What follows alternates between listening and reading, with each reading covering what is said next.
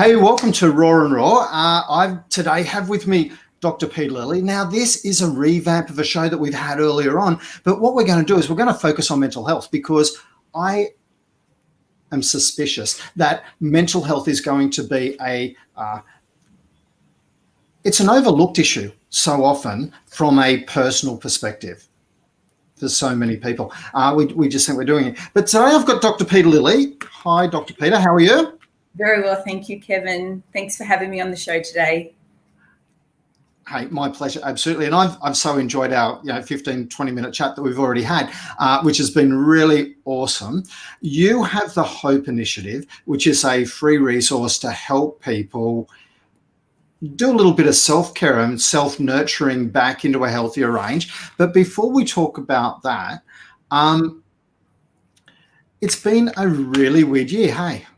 It's been very interesting, very unusual, and it's been something that we've not seen or experienced before. So there isn't a playbook for this pandemic, Kevin. So we're just doing the best that we can, learning as we go, adapting, and we're nearly at the end of the year, which is almost unbelievable at this point in time. I know. Just to do a quick recap of the year, we started and Australia was on fire.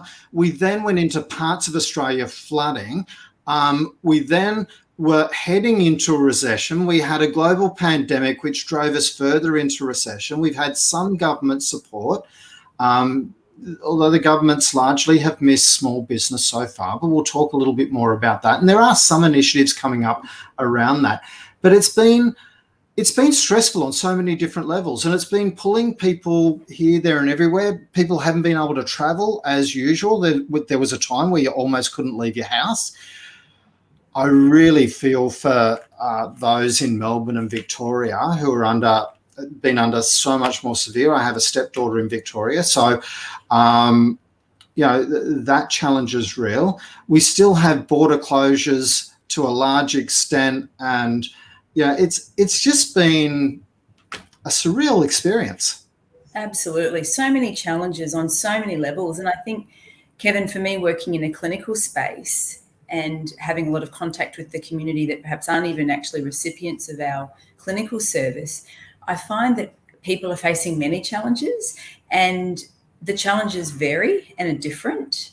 And it's hard to kind of sort of rank those challenges, but I just find that whether it's that you can't travel to see family, as you say, or you can't get together to farewell a loved one the way you might, or you're perhaps facing a redundancy or financial hardship, everyone's faced with some kind of challenge. And for the most part, people who have never met some of these challenges before, they're finding it hard to cope because they don't really have an established toolkit that they can draw on to get through times of uncertainty and prolonged stress. Because unlike when we have a bushfire or a natural disaster or some kind of challenge, they're normally sort of time limited or one event. But what we've had this year, and certainly even through the pandemic, is cumulative trauma, which makes it harder to manage, navigate, and figure out where you're going and what's coming next. So people are facing challenges at levels of over time as well that they've never faced before. So I think that also adds to the level of stress, but also this overwhelming sense of just uncertainty. Yeah, and it's really important to look after yourself during this time period. We'll talk a little bit more about that, and we want to talk on the positive side of this. Of course, there's always hope, and that's a beautiful. I love your Hope Initiative with the fact that there is always hope, and having and reminding us that there is always some hope. There's always some ways that you can start looking at things differently, and yes, that's going to take effort and energy. And it's going to take some motivation, but there are some resources out there to start guiding yourself back in the right way so that you can then determine, hey, do I need more help? Do I need more care? Do I need to go to a doctor? And of course, there was some initiatives from the budget the other night. Absolutely, yes. Around mental health. So, I haven't read into those and know exactly what they're about, but there is some support. But the main thing I want to get out there is that it's really normal for people to struggle from time to time, and not just to sweep it under the rug and go, oh, everyone's doing it tough, but actually to go, hey, do I need to have a break? Do I need to give myself, do I need to let up on myself? Do I need to realize that, I need to change what I'm doing so that I can be a bit more positive about life, and so that I can approach my relationships and my friendships, in a much better way. Look, I think that's spot on, Kevin. I think if a couple of key things came out of this session today is I'd love for people to know that a lot of their experiences we would actually consider to be a very normal reaction to an abnormal event, or as I've outlined, a series of events, and that they're not alone in terms of other people are feeling very similar things or different challenges, but feeling and experiencing lots of the same responses to this tough time, but also that there's support available. You're not on your own, and that sometimes it can be accessing things. You've mentioned the Hope Initiative, but there's also some other great resources online, and then knowing where to go when that's not enough, and that perhaps there's other avenues, other ways to ask for help and receive help. Or also, what can equally be important is being able to help guide and support loved ones when we know that they're doing it tough. So that's really where the Hope Initiative came from, was actually not for it to be used in a clinical sense, although it can be, but that it is in the domain for people to access. And I think the most important part of the start of the Hope Initiative is for people to actually take a moment to check in and evaluate, how am I going? How am I doing during this interesting year? And when you're aware of areas where you might be struggling, then you kind of have a starting place to focus on, and perhaps develop some more tools and strategies to cope. And if that's not enough, of course, we encourage people to kind of seek further help. But there's actually a lot we can do that is in our control. And as you say, it's not focusing on all those things that we can't control. Focus on the things you can do something about. And then we take one step, one foot in front of the other, and we can start to move forward with confidence and hope, because things will change, and these conversations are so important about helping people to move forward. Absolutely. So hope, you've got a mnemonic for hope. So that was helping other people, because everyone deserves to feel better. Awesome. And there's 6 elements. Yeah, then there's 6 elements. Yes, there's 6 elements, starting with essential care. And then we look at areas like engage, energize, endure, evolve, so that we're ultimately empowered to care for ourselves, particularly our mental health and well-being, and also those around us, whether it's in business or in our personal lives. So when you talk about essential care, what are you talking about there? Really, I'm talking about the basics, the fact that it is really important to look after yourself. It's actually not selfish. I'd challenge you to see it as being self-responsible. You can't care for others if you're not caring for yourself. And it's one of those interesting facts, Kevin, that when we are really stressed and struggling, one of the first things we let go is caring for ourselves, when that is actually one of our best tools to cope. Absolutely. And, we were talking earlier on, and I realised that I wasn't really looking after myself after, on behalf of the community. I have Brisbane Small Business. We've got 11,000 business in there now.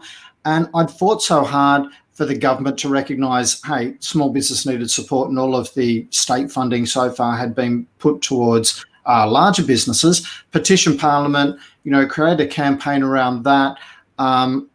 They responded with the adduction grant, and I had nothing to offer under the adduction grant. So it was a real eye-opener for me that maybe I wasn't spending enough time looking after myself.